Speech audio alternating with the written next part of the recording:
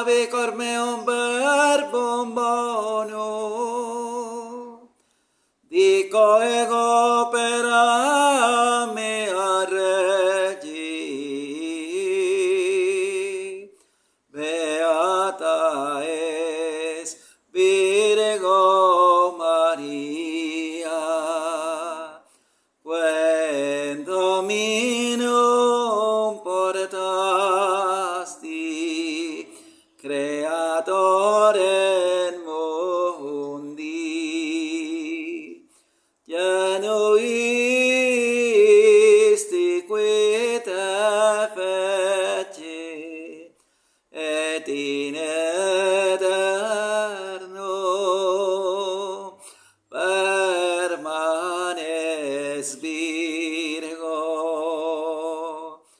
Ora pro nobis Dominum Iesum Christum. In nomine Patris et Filii et Spiritus Sancti. Amen. Pater noster, qui es in celis, sanctificetur nomen tuum, adveniat regnum tuum, fiat voluntas tua, sicut in cielo et in terra. Panem nostrum quotidianum da nobis hodie, et dimitte nobis debita nostra, sicut nos dimittimus debitoribus nostris, et ne nos inducas in tentationem, sed libera nos a malo. Amen. Ave Maria, gratia plena Dominus tecum, benedicta tui mulieribus et benedictus fructus ventris tui, Iesus.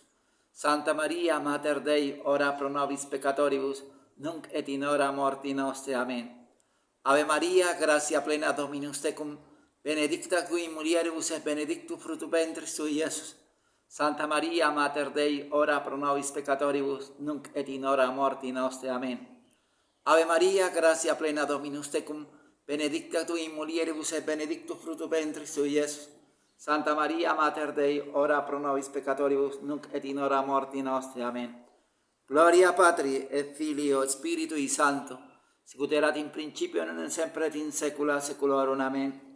A te levavi oculos meos, qua vitas in celis, ecce sicut oculi servorum in manibus Dominorum suorum, sicut oculi lancile in manibus Domine sue, sicut ita oculi nostri ad Dominum Deo nostrum, done miseratur nostri. Miserere nostri, Domine, miserere nostri, quia multum repletis sumus despectione, quia multum repletis anima nostra, opprobrium abundantibus despecius superbis. Gloria Patri et Filio et Spiritui Sancto, sicut erat in principio, non semper et in saecula saeculorum. Amen. Sancte Michael Arcangelo, defende-nos in perenio contra nequitia insidia aulis presidium, in perenne los supplici recamor, tuque pince ministre celeste, Satanalios, que spiritu malignos, que perdition animarum per vacantur immundo divina virtuti in inferno detrude. Amen. In nomine Patris et Filii et Spiritus Sancti. Amén. Este video tiene como objetivo continuar con la catequesis. Soy el Padre José Manuel, me alegra que estén mirando el video. Vamos a meditar un poquitito, a leer. Acuérdense lo que dice el apóstol San Pablo a la primera de Timoteo, capítulo 2, versículo 4, que lo vayamos teniendo presente.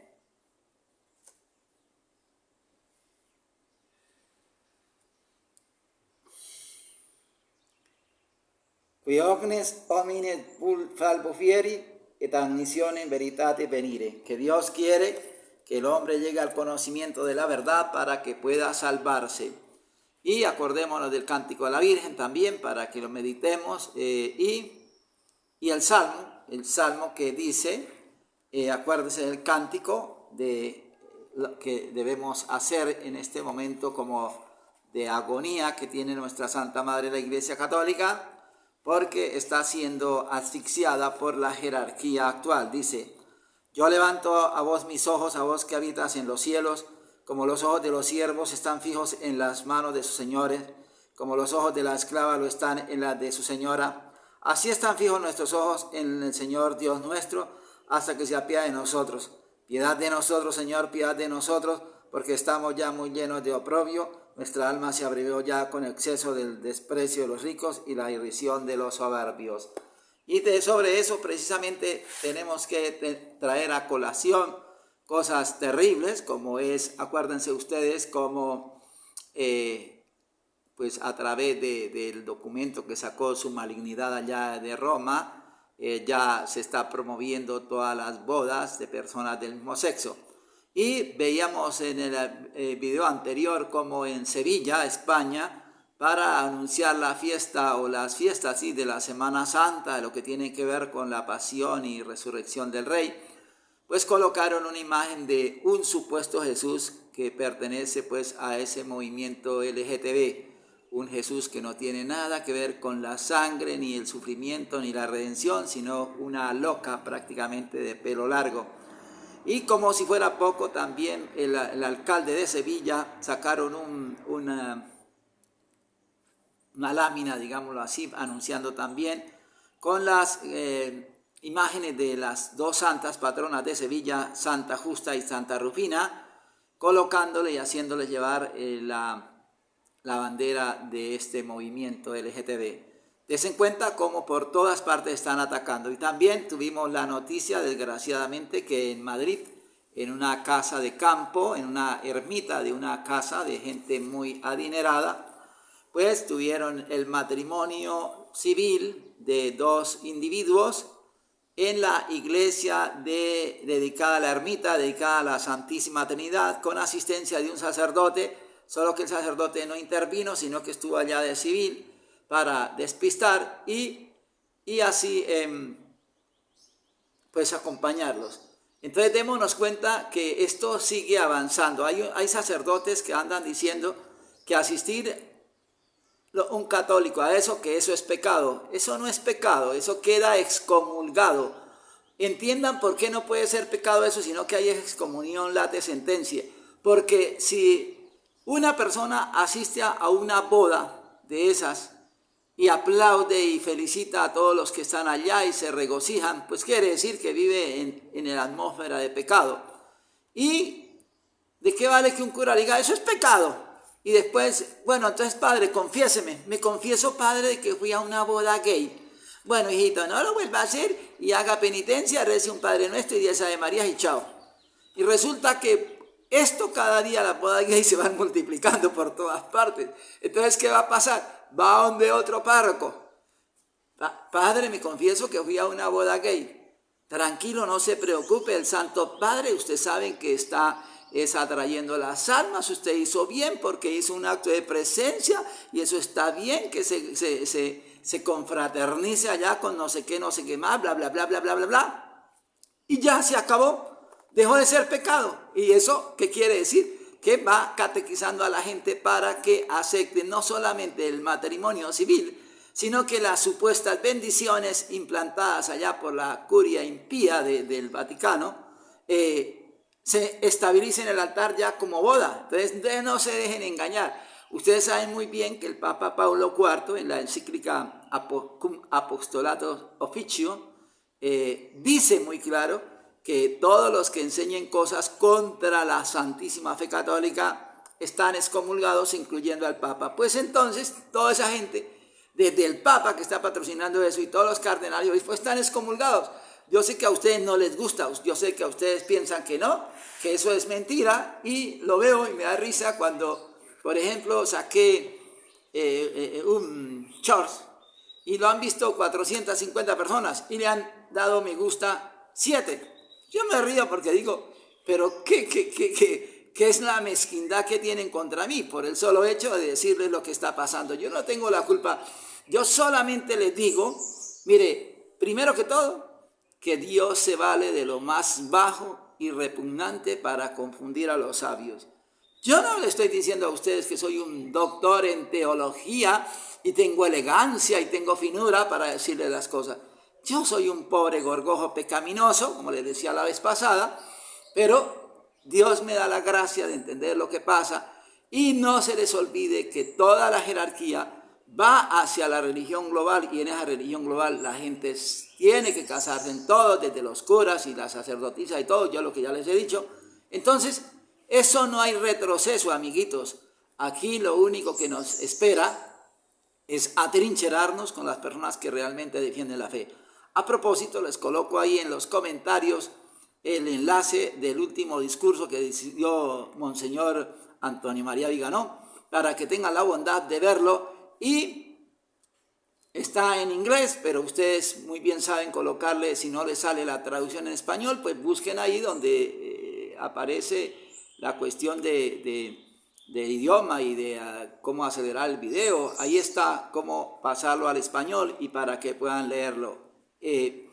Realmente yo espero eso, que lo hagan. Otra cosa que tengo que decirles es, eso sí, recuerden, que todo el que esté en contra de la Santa Fe Católica, dice el Papa Paulo IV, hay que verlo como a un brujo y a un pagano. Así que entonces, yo no es el que estoy inventando nada, eso está dentro del magisterio de la Iglesia. Lo que pasa es que estos famosos defensores de la fe católica, incluyendo las comunidades que se dicen defender la tradición, como la Fraternidad San Pío X, la Fraternidad de San Pedro y otras, no van más allá de Pío XII. Se quedan ahí o hasta San Pío X, pero porque les conviene, pero no echan más atrás para darse cuenta de las censuras. Cuando yo no acepto la censura de Paulo IV, pues entonces no existe, ese papado no existió.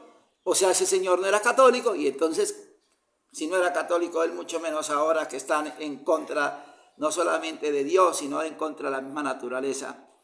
Quería decirles que puse unos chores dos de algo que sucedió el domingo pasado y el anterior, el antepasado y el anterior, que son unas lucecitas que aparecen ahí en el oratorio. No vayan a pensar que es una cuestión que yo me estoy creando para que piensen que yo soy santo, que no sé qué. Yo lo único que les he dicho, les puedo decir, es algo que yo he leído, es que en algunas partes, algunas personas que le han servido a Dios, antes de morir han aparecido luces, por ejemplo, anunciando que van a morir esas personas. Eso lo puedo tomar, puede ser para mí. Y entonces, pero de todas maneras es una realidad. Y como yo lo pienso para mí, que puede ser mi muerte, yo no puedo decirles mentiras. Eso ha sido ahí, ha aparecido esas luces, y como es eso algo espiritual y sobrenatural, pues dije voy a compartirlo porque tiene que ver con las cosas de Dios. Yo pienso eso. Ahora, puede ser otra cosa. Lo único que le digo es que cuando yo miro el videíto, los videitos con la lucecita, me da risa y me da alegría porque me parece tan chistoso que esas luces aparezcan sin explicación y se van sin explicación y tan aceleradamente. Son cosas que forman parte del espíritu y que nosotros, como estamos acostumbrados a que yo pregunto ahí que si serán ángeles, es un ángel, porque pensamos que los ángeles siempre tienen alas y son jóvenes muy apuestos con vestiduras blancas. No, en la vida espiritual no es así. O sea, ya la persona que avanza en la vida espiritual sabemos que no tiene que ser así, no tiene que ser así de que aparezcan estos mozuelos con alas. Entonces, por eso es que puede ser un ángel. De todas maneras, pues al que le pueda decir algo, pues que lo diga. Yo lo único que le digo es que no lo he hecho con el ánimo de ufanarme y nada. No sucedió y yo lo pongo ahí porque pienso que es para edificación. Es para edificación mía porque me hace meditar más en lo sobrenatural y pues el que lo tome así, listo. Bueno, les decía que vamos a continuar con la catequesis y entramos al 10º artículo del credo. Acuérdense, nos falta el 10º, el 11 y el 12 y terminamos ya el tratado sobre la teología que debe saber todo fiel católico. Dice, acuérdense que 3 son los tratados que debe saber todo católico: el tratado de la teología dogmática, el tratado de la teología moral y el tratado de la teología litúrgica. Y entonces estamos terminando ya prácticamente el tratado de la teología dogmática. Dice el 10º artículo del credo: creo en el perdón de los pecados. Dice, vamos primero al catecismo tradicional astete, que dice, ¿qué creemos cuando decimos creo en el perdón de los pecados? Cuando decimos creo en el perdón de los pecados, creemos que en la Iglesia Católica dejó Dios nuestro Señor el poder de perdonar los pecados en la confesión. ¿Uno mismo puede darse la absolución de sus pecados? No, solo el sacerdote tiene la potestad para dar la absolución de los pecados, y solo en caso de extrema urgencia se permite que la persona misma haga un acto de contrición, teniendo en mente confesarse tan pronto le sea posible con un sacerdote. Eso es lo que dice el catecismo tradicional. Y ahora pues nos vamos entonces a el tratado del padre Faría sobre el décimo artículo del credo. Dice: creo en el perdón de los pecados. Remisión del pecado. El 10º artículo del credo dice: creo en el perdón de los pecados. Nos enseña que Jesucristo dejó a la iglesia el poder de perdonar los pecados. Este poder corresponde de derecho a solo Dios, perdonar los pecados, porque solo Él es quien recibe la ofensa y puede perdonarla, pero Él lo ha comunicado a su iglesia, o sea, lo ha delegado.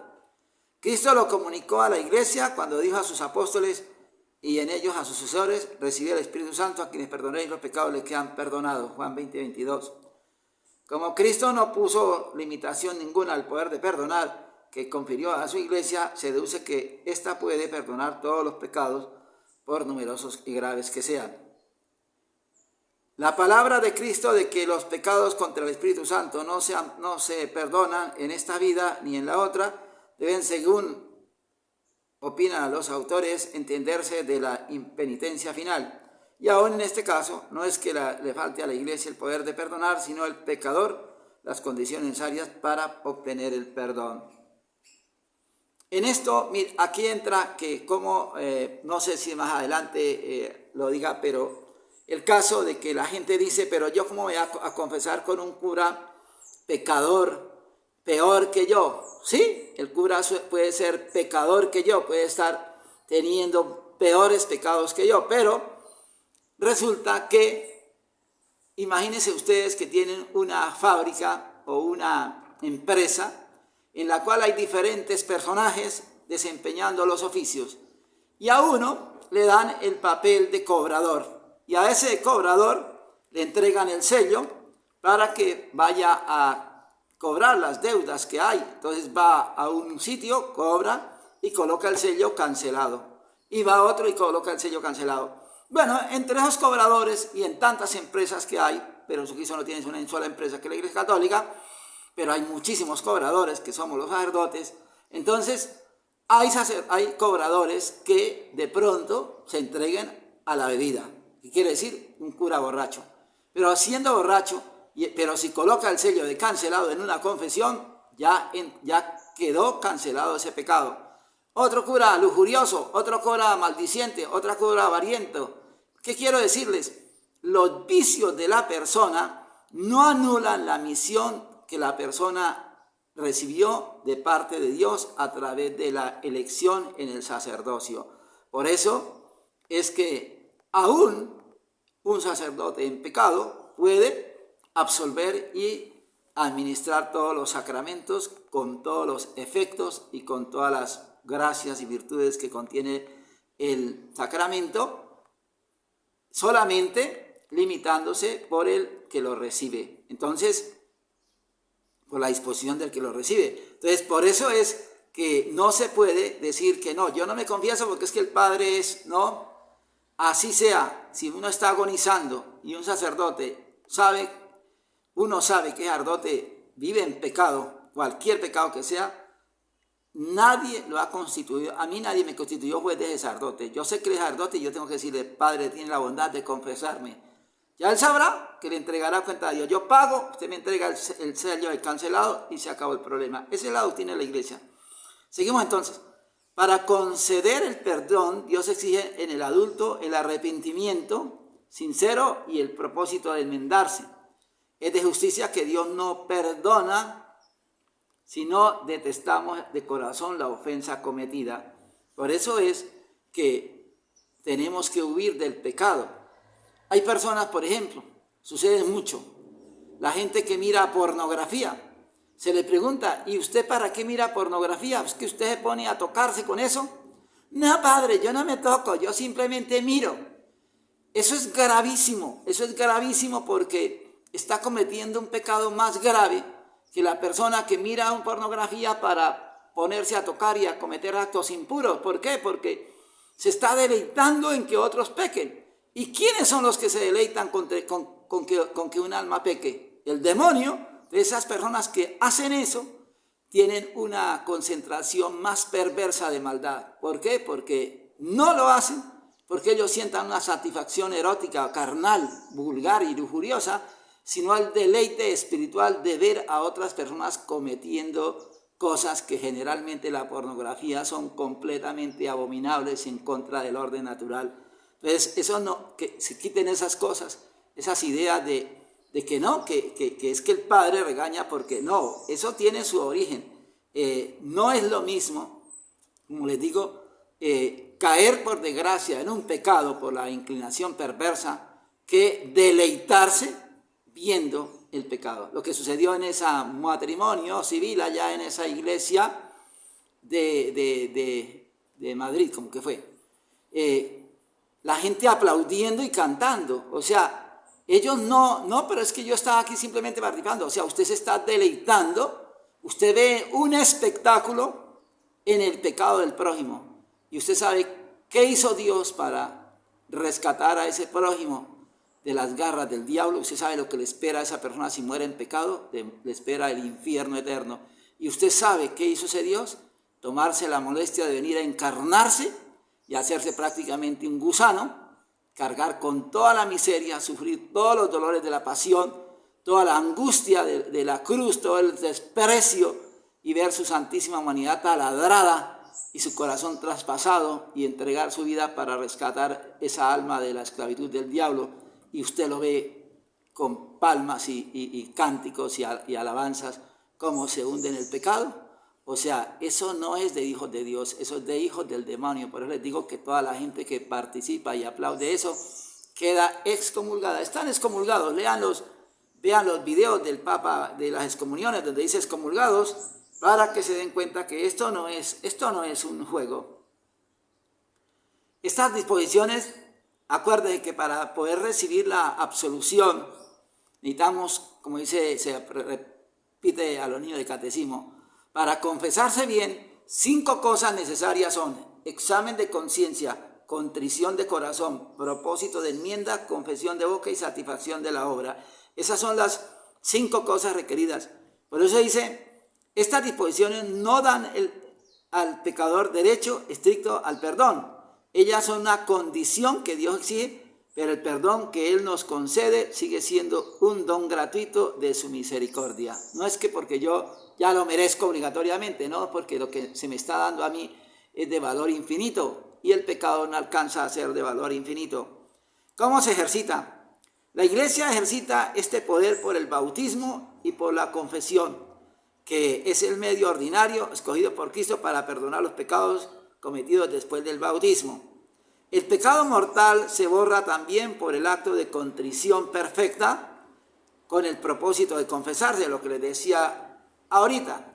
Una persona, generalmente las personas que no tienen sacerdote, o no tenemos, yo tampoco tengo sacerdote dispuesto para confesarme, me toca ¿qué? Estar haciendo actos de contrición perfecta todas las noches, al acostarme, pidiéndole perdón a Dios de mi miseria, de mi estado de lepra, de mis pecados, pidiéndole a Dios lo que hemos meditado en los sermones de la misa, la lepra y la ceguera, para que así el Señor tenga piedad de mí y no me vaya a lanzar a los infiernos. Eso se llama hacer un acto de contrición, hacer ese reconocimiento de la miseria y de la necesidad absoluta que tenemos de Cristo y de su sangre preciosa, para que no podamos, para que el diablo nos pueda arrastrar al infierno. El pecado mortal se borra también por el acto de contrición perfecto, con el propósito de confesar, pero ese propósito debe ser que tan pronto tengamos un sacerdote que sepamos que es católico y no esté excomulgado, confesarse con ese sacerdote. Acuérdense ustedes lo que yo les hablaba en la Revolución Francesa, cómo los curas habían hecho juramento a la revolución y las personas que estaban siendo guillotinadas, iban a ser guillotinadas, llegaban y le decían, si quiere traemos sacerdote, y lo traían y le preguntaban a la persona que se iba a ser guillotinada. El padre hizo el juramento, sí, yo soy juramentado, entonces no me confieso. ¿Por qué? Porque había hecho juramento con la revolución. Y hoy en día eso es lo que tenemos que hacer.